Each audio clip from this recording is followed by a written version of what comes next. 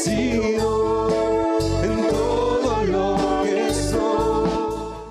¡Qué placer es volverte hoy a ver! Dígaselo así. Y a los hermanos que están ahí en el primer piso, que Dios los bendiga también. Yo no alcanzo a verlos, pero que Dios los bendiga, y a cada uno de ustedes también. Vamos a pedirle favor a los niños que puedan subir a la clase. Los adolescentes también se van a la clase. Todos, los niños, los adolescentes, los que están en el primer piso de la iglesia pueden subir también, niños y adolescentes. Bueno, subió Víctor.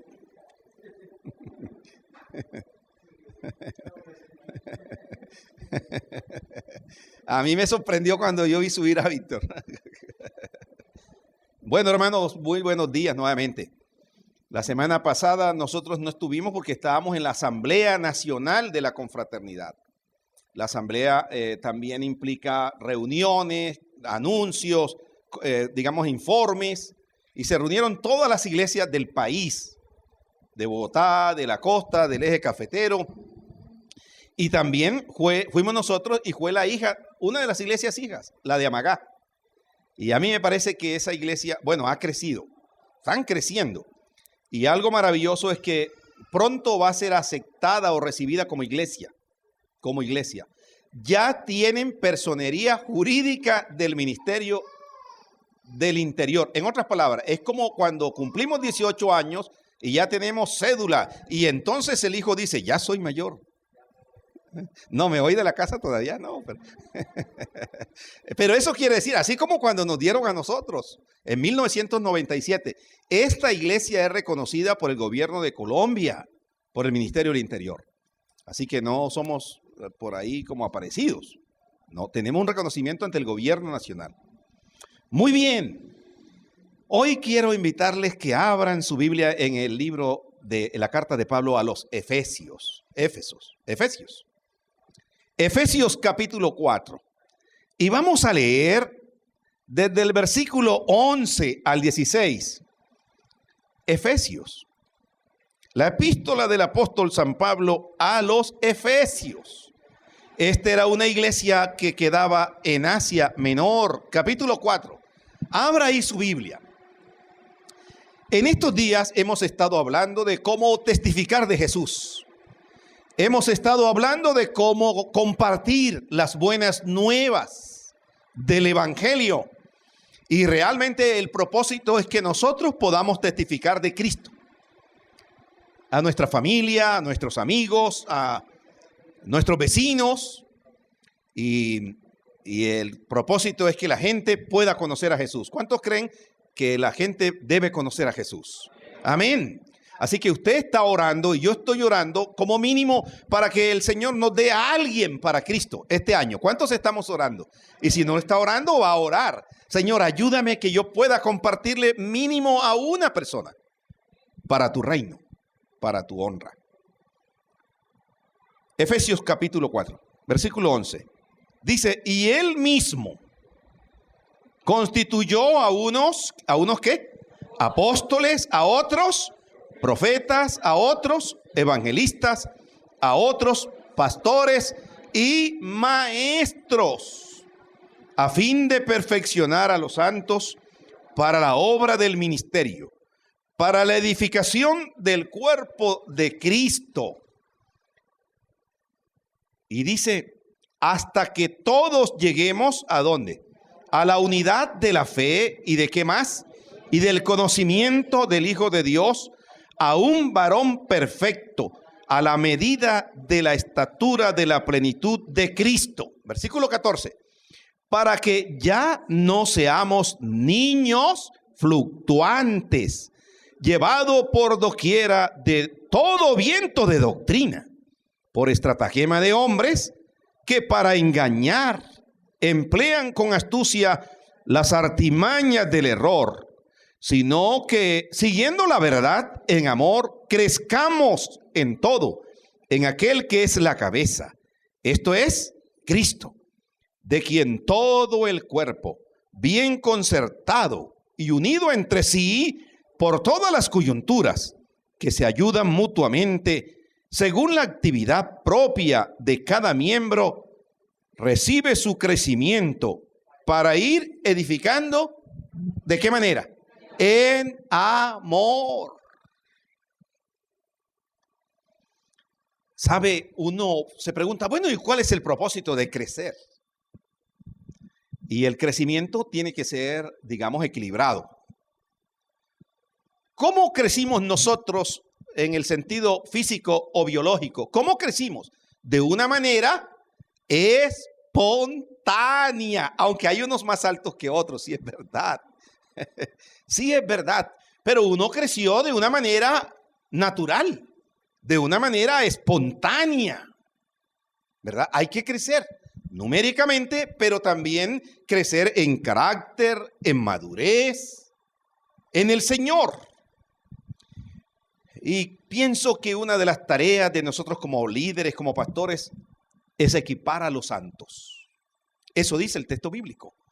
Equipando a los santos para la labor ministerial.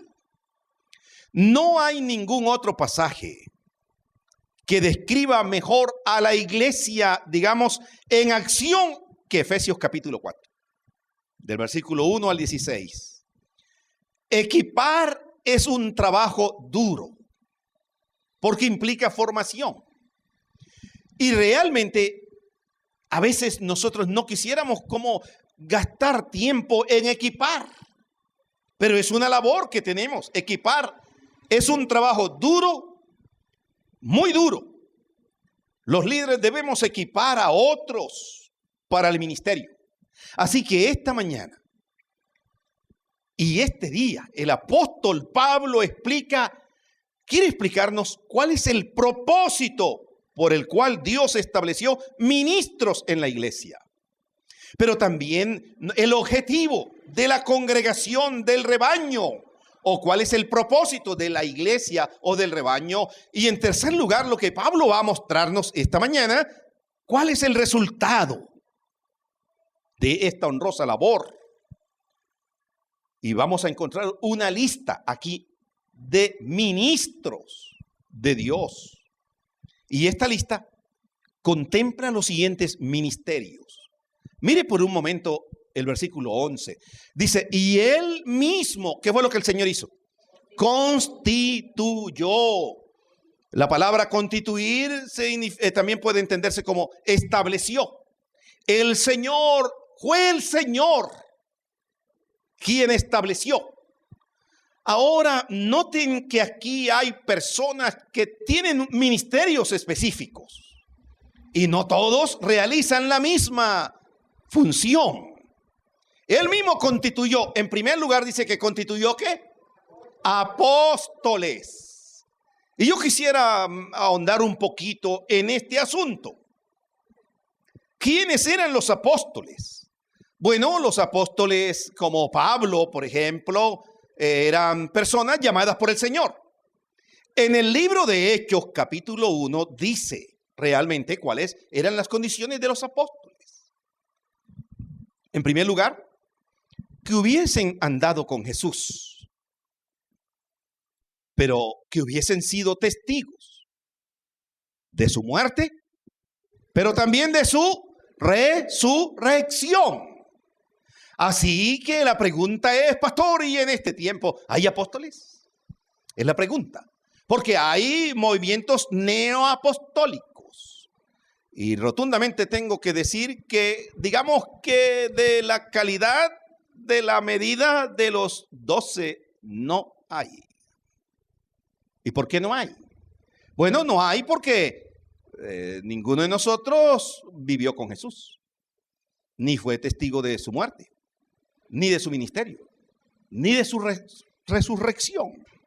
Entonces, digamos así, ahora quiero aclarar algo. Son los pioneros en nuevos campos misioneros. Y esa fue una responsabilidad otorgada por Jesús. Los apóstoles, una de la función era poner el fundamento de la iglesia. Formularon las primeras doctrinas cristianas. Ahora, no se autonombraban. Ellos no fueron autonombrados.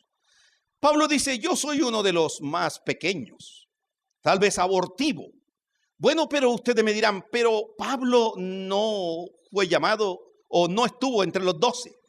Ahora, él no estuvo entre los 12, es cierto, pero él tuvo un encuentro personal con el Señor Jesucristo el día que iba camino a Damasco. El Señor lo llamó a él específicamente y el Señor se le reveló, se le manifestó a Pablo y entonces tuvo la experiencia de oír la voz del Señor. Ahora, en este tiempo, yo creo que en este tiempo lo miro más que todo en el sentido misionero. Hoy día también hay hombres que el Señor ha llamado a cumplir o les ha encargado la labor misionera, porque también en este día encontramos hombres que el Señor usa en la plantación de iglesias. Pero yo no tengo que hacer un curso para ser apóstol. El apóstol Pablo, él dice en una de sus cartas, Pablo, llamado a ser apóstol de Jesucristo. Escuche eso. Llamado a ser.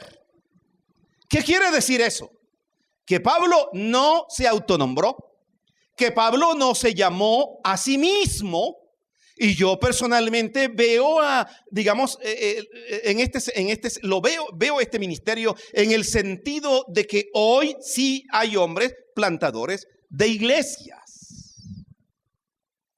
Pero apóstoles como los 12 ya no hay como los 12. ¿Y por qué, pastor? Primero, lo que les he dicho, las consideraciones. ¿Cuáles? ¿No anduvieron con Jesús? ¿Qué más? No fueron testigos de su muerte ni de su resurrección. Pero sí hoy hay hombres que hacen labor misionera. Sí hay en ese sentido, ¿verdad? Luego habla de profetas. Los profetas eran las personas encargadas de anunciar el mensaje de Dios. Digamos que hoy día es la persona que pone en evidencia las escrituras, la palabra de Dios que da a conocer la voluntad de Dios revelada en su palabra, ¿verdad? No hay un nuevo libro, digamos así, que se pueda colocar a la par del Antiguo o del Nuevo Testamento. No hay una nueva revelación que yo pueda escribir y de Jesucristo y colocarla como el libro número 67 de las Escrituras. No, la revelación es una sola y esta palabra es completa. Ya esta revelación fue completada. No que yo tuve este sueño y hay que ponerlo en el canon de las Escrituras. No. Porque solamente estos 66 libros hacen parte del canon de las Escrituras. En otras palabras, fueron guiados e inspirados por Dios. Y Dios inspiró a hombres como nosotros en diferentes culturas, en diferentes momentos. Y realmente los usó, pero ya las Escrituras están totalmente completas. Eran los encargados de anunciar el mensaje de Dios, demostrar su relevancia en las circunstancias específicas. Fueron defensores de las Escrituras. Proclamaron esperanza mesiánica, dice el hermano Fernando Mosquera. Amonestaban al pueblo para que permanecieran dentro del pacto. Yo creo que Dios usa personas hoy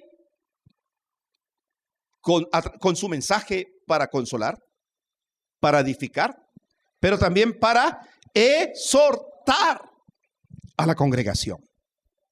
En ese sentido, Dios edifica la iglesia con personas ¿para qué dije? Edificar, consolar y exhortar. Ahora, pero también nos habla de evangelistas. ¿Quiénes eran los evangelistas? Las personas encargadas de proclamar las buenas nuevas. Yo creo que hoy día también el Señor usa a ministros como evangelistas, personas que el Señor usa para llevar su palabra. En otras palabras, tienen, digamos así, un llamado específico. En América Latina hemos conocido grandes y hermanos hombres de Dios que han servido al Señor, ¿verdad? Por ejemplo, el doctor Billy Graham, por ejemplo, fue un gran hombre. El doctor Luis Palau también. Y en medio de la congregación aquí también hay hombres que Dios ha llamado para servir como proclamadores de su palabra. Yo creo que sí, estas personas. Pero también habla de pastores y maestros. Noten una cosa. Algunos hablan de que hay 5 ministerios. Pero cuando habla de pastor y maestro, está la conjunción y. Pastor y maestro. En otras palabras, que el pastor también debe tener la facultad de enseñar. Ahora, no todo maestro es pastor, ni todo pastor es maestro. Todo pastor debe ser maestro.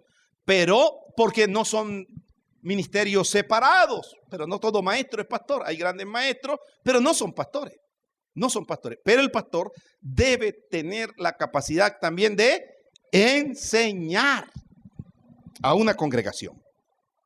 Ahora uno se pregunta, en primer lugar, lo que quiero que miremos es, ¿cuál es el propósito de estos ministros? El propósito de los ministros. Y miren el versículo 12 que ustedes tienen.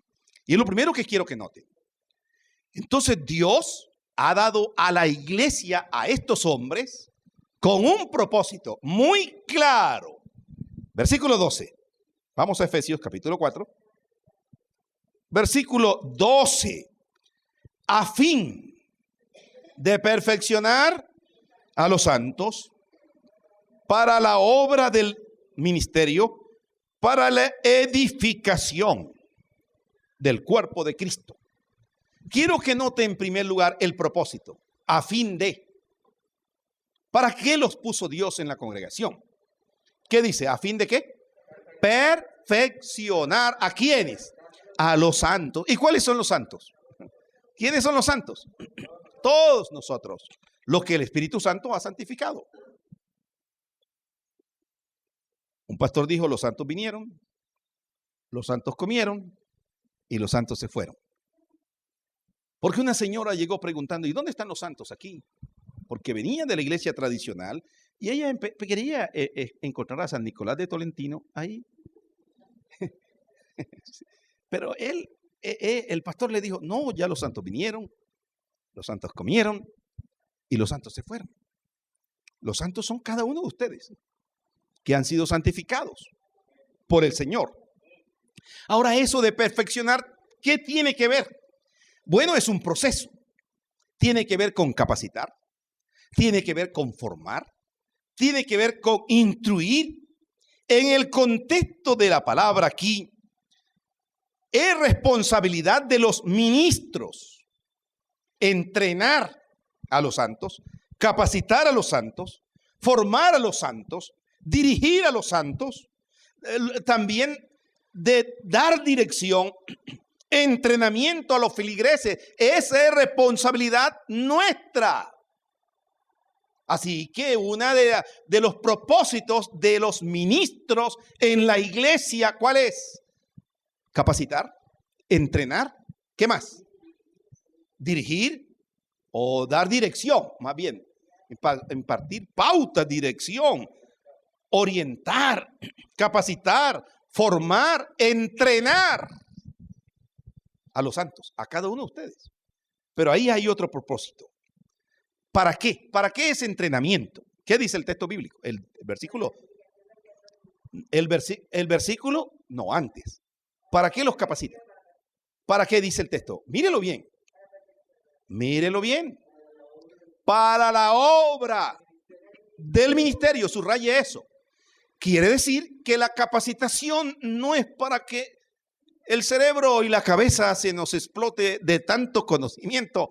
No, es para que cada miembro de la iglesia pueda servir a través de la capacidad, del don, del ministerio que Dios ha puesto en cada uno de nosotros. No hay un solo creyente en la congregación que diga, yo no tengo ningún ministerio. A cada uno de nosotros Dios nos ha dado la capacidad para servir. Mire por un momento al que está a su lado y guíñele el ojo y dígale, tú vas a servir al Señor. después de ser entrenados y formados, sobre ellos recae la responsabilidad, Yadil, de servir al Señor de una manera eclesial. Ahora, los dones que Dios ha dado a cada uno de nosotros, de pronto usted dirá, pastor, yo todavía no sé cuál es el don que el Señor me ha dado, y creo que entre toda la congregación y nosotros también podemos ayudar a que los creyentes puedan, digamos así, descubrir en cierto sentido el don que Dios le ha dado. Pero sabe, creo que el mayor descubrimiento lo hace el Señor a través del Espíritu Santo. Él testifica a cada uno de nosotros a qué hemos sido llamados. No todos son pastores, no todos son maestros, no todos son evangelistas, no todos tienen el don de milagros o de sanidades o de consolar. No todos, no todos, pero creo, y la Escritura nos dice que como mínimo un creyente tiene un don. Un don. Y usted debe descubrirlo. Pienso que los dones son para edificar la iglesia, para crecer. Cuando usted como miembro de la iglesia, escuche eso, o yo como miembro de la iglesia, digamos así, me quedo quieto y no participo de la vida de la edificación de la iglesia, o no pongo en práctica el don que Dios me ha dado, estoy de alguna manera negando lo que el Señor me ha dado para edificación los unos de los otros. ¿Me explico? Así que todos estamos llamados a servir en la iglesia. ¿Cuántos creen que todos estamos llamados a servir? Quiero ver la mano levantada de los que creen eso. Realmente todos estamos llamados a servir. Entonces, a partir de hoy usted va a servir. ¿Cuántos vamos a servir? A partir de hoy, ¿cuántos vamos a servir? Todos. Ahí sí, el amén, como se escucha ya más, como el eco. Pero creo que nosotros no vamos a estar sentados toda una eternidad. No, usted lo trajo Dios aquí para servir. Ahora, hermano, otro propósito. El primer propósito que encontramos es para perfeccionar a los santos, para la obra del ministerio, pero también lo que tú decías, para la edificación ¿de qué? De la iglesia o del cuerpo de Cristo. Aquí hay una analogía. Se está comparando a la iglesia de Jesucristo ¿con qué? Con un cuerpo. Se compara a la iglesia con un cuerpo. Así que en un cuerpo hay cabeza. ¿Qué más hay en un cuerpo? Manos, ojos, boca, oídos, gusto, todo eso, ¿no? Olfato, hay pies, manos. ¿Todos son manos? No, ¿qué tal que nosotros todos fuéramos manos? ¿Cómo caminaríamos? Imagínense, eso sería un fenómeno. Que todos fuéramos cabeza. ¿Qué cabezones seríamos? Que todos fuéramos ojos, imagínense, todos los ojos andantes. Pero no sé cómo andaríamos. No todos pueden ser ojos, dice Pablo. No todos pueden ser manos.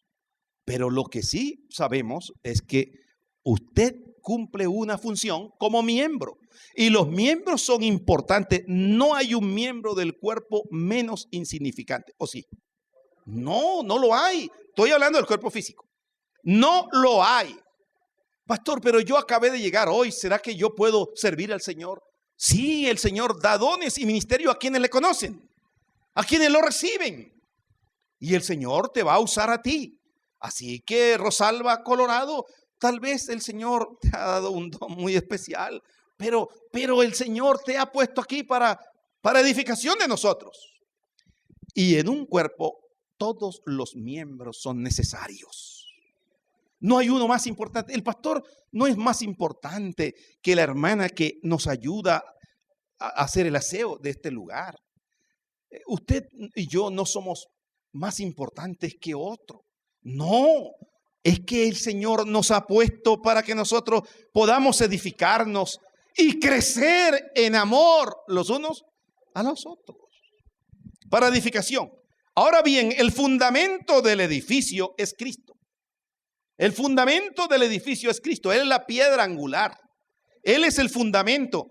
Lo que se ubica sobre ese fundamento no debe ser otra cosa que la sana doctrina. Que la sana doctrina basada en la palabra de Dios. Usted con su don puede contribuir en el crecimiento y edificación de la iglesia. Estoy poniendo un ejemplo. ¿Qué tal que la hermana que nos ayuda, o las hermanas, porque a veces nos ayudan varias, a hacer este aseo aquí, no lo hubieran hecho? ¿Cómo hubieran ustedes y yo hemos encontrado este lugar? ¿Cómo lo hubiéramos encontrado? Sucio. Maloliente. Como dijo una niña en la asamblea, entró al comedor y habían hecho pescado ese día y dijo, ¡ay, qué asqueroso es esto! Así fue que dijo yo. ¡Qué asqueroso es esto! El mal olor. No, el pescado no es que el olor, ¿verdad? Porque es un olor característico. Entonces, miren los propósitos. ¿Cuáles son? ¿Cuáles son? Versículo 12. Perfeccionar a los santos para obra del ministerio y para la edificación. Entonces, quienes entrenan, quienes capacitan, quienes tenemos el deber de ayudarle en su vida espiritual, somos todos los ministros de Dios. Los ministros de Dios. Digamos, aquí ha puesto Dios pastores, pero también ha puesto Dios líderes que pueden ayudarle a usted en eso. Ahora, yo quiero decir algo. A veces uno piensa, ay, pero ¿cómo voy a crecer yo en mi vida espiritual? Y a veces pensamos que el crecimiento viene como algo mágico, como un soplo que llega y voy a crecer. Cuando yo conocí al Señor, yo le decía, Señor, auméntame la fe. Y yo pensaba que la fe me iba a aumentar como un viento, y venía un viento y me llenaba y ya yo tengo fe. Pero luego al leer Romanos 10:17, pude encontrar que la fe viene. ¿De qué manera viene la fe? Por el oír, pero ¿el oír qué? La palabra de Dios. Entonces usted y yo vamos a crecer después de nosotros poder escuchar la palabra de Dios. Si usted lee la palabra, si usted escucha la palabra de Dios, va a crecer espiritualmente. ¿No le parece, hermanos? Claro, entonces ¿a qué nos lleva eso? Todo creyente debe leer las Escrituras, debe cavar en las Escrituras, porque ahí encontramos la vida eterna, que es Cristo Jesús. En ella hallaréis la vida eterna. Pero dijo, Señor, tus palabras tienen vida. ¿A quién iremos? Así que si usted quiere crecer espiritualmente, usted debe meterse en el estudio de la palabra de Dios. Debe tener comunión con el Señor. Debe tener una vida de oración.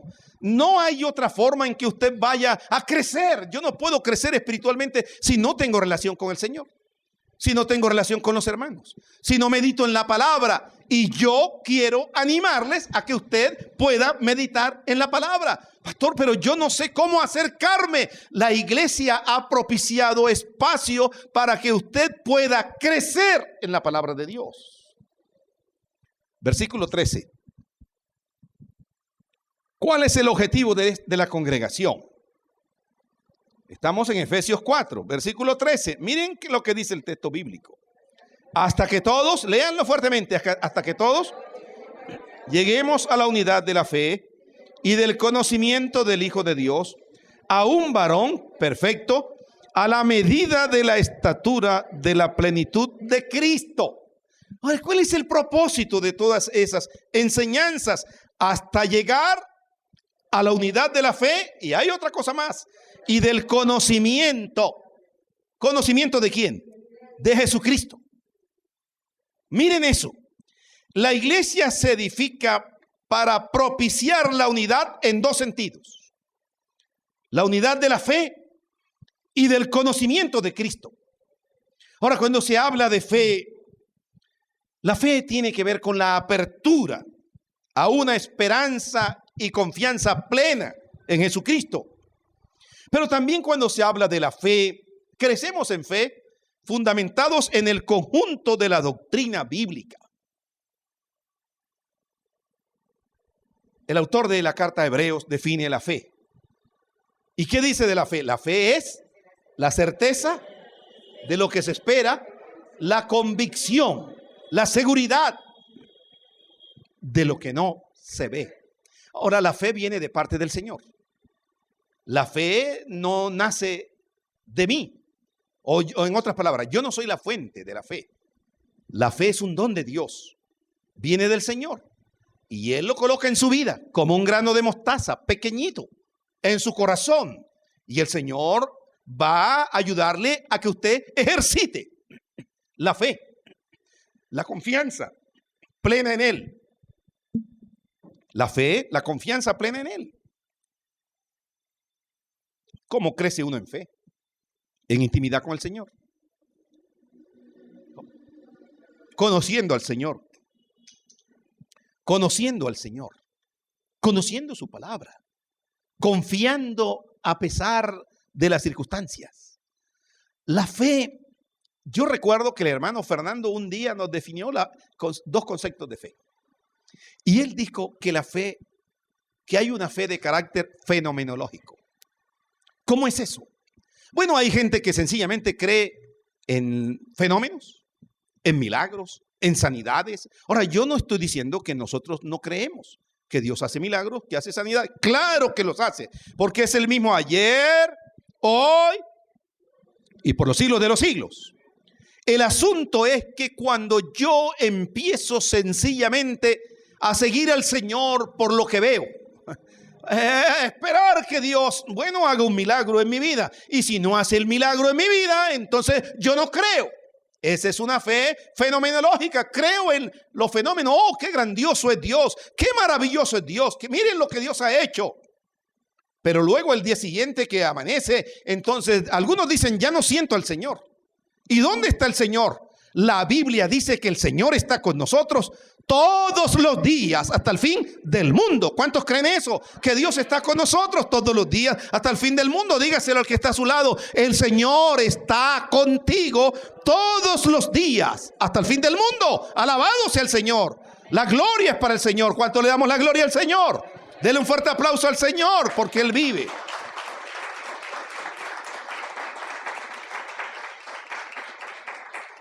Así que la fe tiene un carácter fenomenológico, pero esa es una fe emocional.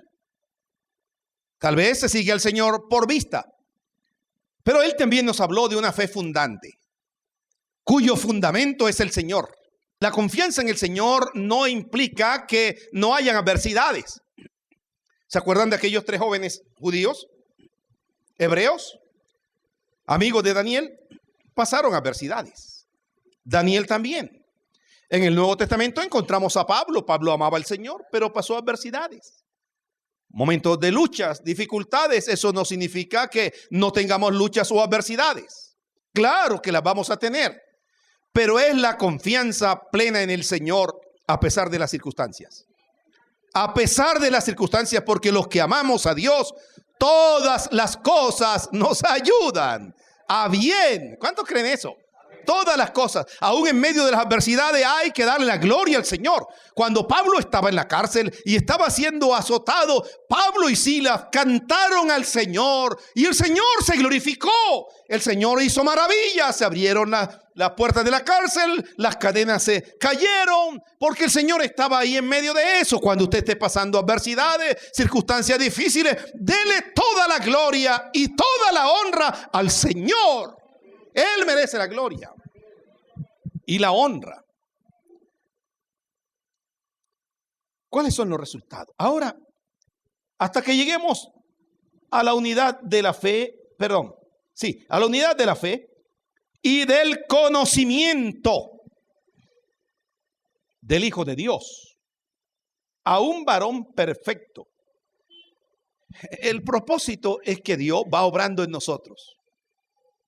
Nos va edificando, nos va formando, hasta que lleguemos a la plenitud y a la estatura de Cristo. Pastor, pero yo busco al Señor y tengo luchas. Es normal que tengas luchas, pero Él va formando tu carácter, tu madurez en el Señor, ¿verdad? Así que una de las metas de la iglesia es llevar a los creyentes a tener un conocimiento pleno, cabal, perfeccionado, profundo del Señor Jesucristo. Conocemos a Cristo cuando nuestro carácter, nuestra voluntad, nuestros deseos, nuestra vida son entregados sin reservas al Señor Jesucristo.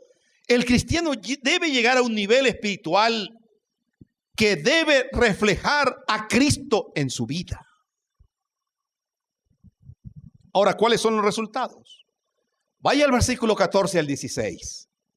Aquí nos presenta algunos resultados. Y en primer lugar,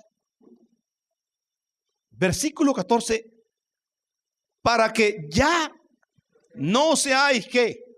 Niños fluctuantes, llevados por doquiera de todo viento de doctrina, por estratagema de hombre, que para engañar emplean con astucia las artimañas del error.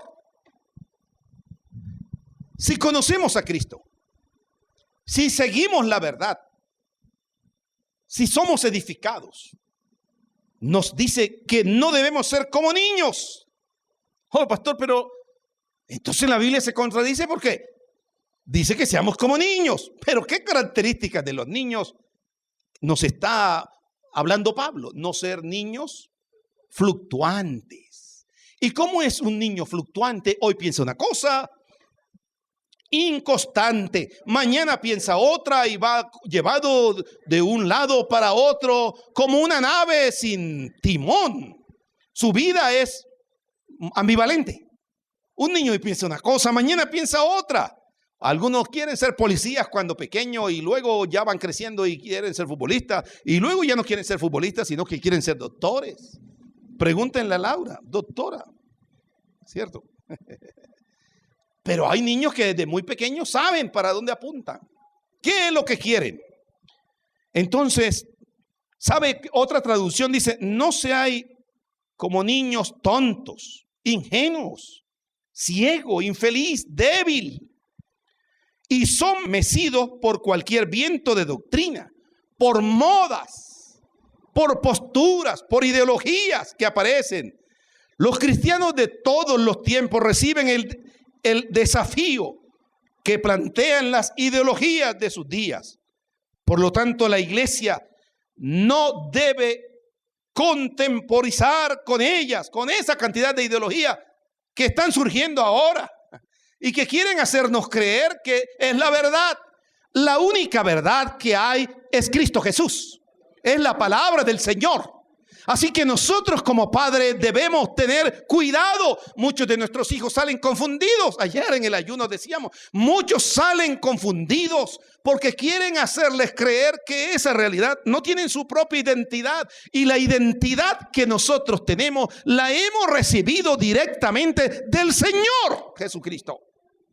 Del Señor Jesucristo. Así que, ¿sabe? Son cautivados por el error, por el engaño, estratagemas, por las artimañas del error. Y yo quiero decirle que muchas filosofías de estas o ideologías son huecas, que aparentemente tienen un tinte de bueno, de verdad, y por eso engaña a la gente. Los billetes falsos aparentemente tienen un tinte de bueno, pero son falsos. Son falsos. Y a veces hay gente que se deja engañar. El error tiene cierto poder para cautivar. Ensoñador, perturbador, seductor. El propósito es desviar al cristiano débil del camino del Señor. Ahora, otro de los resultados está en el versículo 14, 15. Sino que siguiendo la verdad en amor, ¿cuál es el propósito? Crezcamos en todo aquel que es la cabeza. Esto es Cristo. Así que el resultado es crecer en Cristo hasta alcanzar la madurez. Como cabeza, Él dirige el crecimiento de todo el cuerpo. El crecimiento es en amor. Y por último, el versículo dice de quien todo el cuerpo, bien concertado y unido entre sí por todas las coyunturas, que se ayudan mutuamente, según la actividad propia de cada miembro, recibe su crecimiento para ir que edificándose en amor. Aquí habla entonces que el primer resultado, no ser como niños.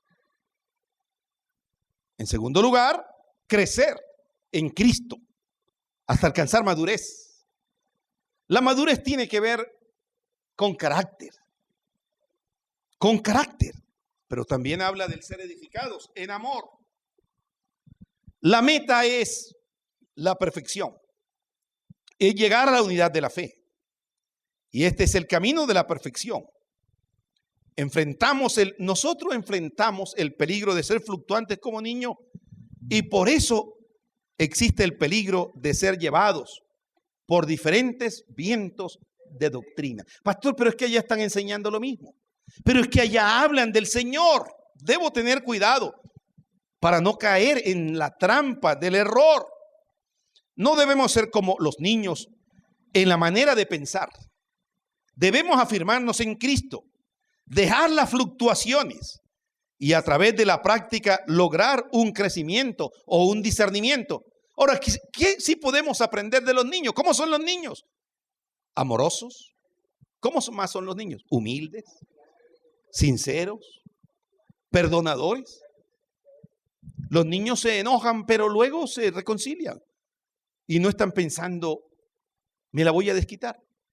No, ellos siguen jugando con sus amigos.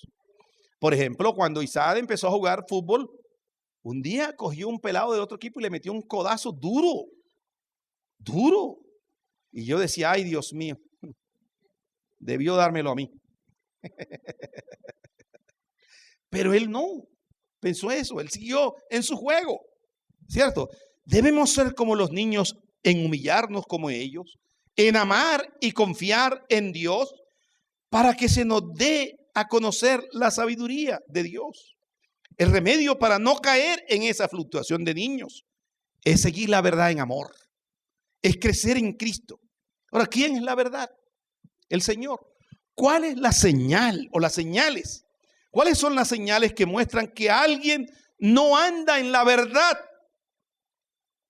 Cuando una persona anda sin rumbo fijo. De aquí me voy, para allá de allá me vengo. Cuando cualquier viento de doctrina lo mueve. Cuando realmente una persona dice, bueno, yo puedo creer en esto, pero también puedo creer en lo otro. Creo que he llevado por cualquier viento de doctrina. Y yo quiero animarles a permanecer en Cristo todos los días. En la carta a los Hebreos dice, puestos los ojos en Jesús. ¿Qué más dice? El autor y consumador de la fe. En los momentos cuando usted se sienta débil, en los momentos cuando te sientas desalentado, desanimado, mira, aquí está esta iglesia para ayudarte a fortalecer en la fe, para ayudarte a crecer. Cuando usted sienta la necesidad de consejería, cuando usted tenga la necesidad, bueno, de que estudiemos junto la palabra de Dios, yo creo que usted debe disponer su corazón, su vida para crecer en el Señor. No debes acostumbrarse simplemente, yo vengo y escucho el sermón del domingo. No, hay que crecer y la iglesia ha propiciado espacio para crecer en el conocimiento de la palabra. Pero no solo eso, debemos crecer en relaciones, pastor. Pero es que yo no conozco al otro. Cuando uno no conoce a otra persona, ¿qué hace? Pues, ¿qué hace? Se acerca, lo conoce. ¿Cómo te llamas? ¿Sí o no? ¿Qué hace usted cuando no conoce a otra persona? Se le acerca, le saluda. Pero cuando también crecemos en relaciones, en afecto también. Cuando usted no vea a un miembro de esta iglesia, extrañelo, llámelo. Cuando usted no vea a un miembro de esta iglesia, bueno, pastor, ¿y qué pasó con fulano? Pastor, ¿ya usted lo llamó? No, usted también tiene el deber de hacerlo. Y yo también, claro que sí. Y aquí acostumbramos a llamar gente, y verdad.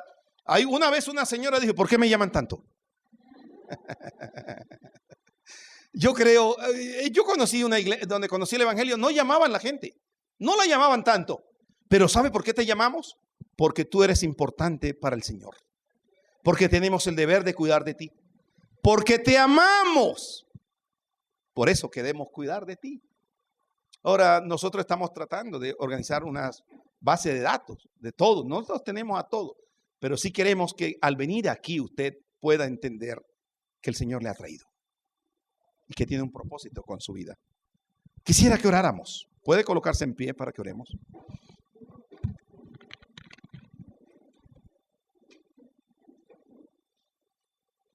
Debemos ser uno en Cristo. Amarnos, a pesar de que la iglesia no es perfecta. Ni yo, ni ninguno de nosotros. Pero Dios está haciendo una obra en nosotros. Padre amado, esta mañana quiero darte gracias por esta iglesia, por cada familia, por los amigos que hoy han venido por primera vez. Probablemente hay alguien que vino y no te conoce, que pueda conocerte, que podamos crecer en amor. Gracias, Padre, en el nombre glorioso de Jesús. Amén y amén. Pueden sentarse, hermanos.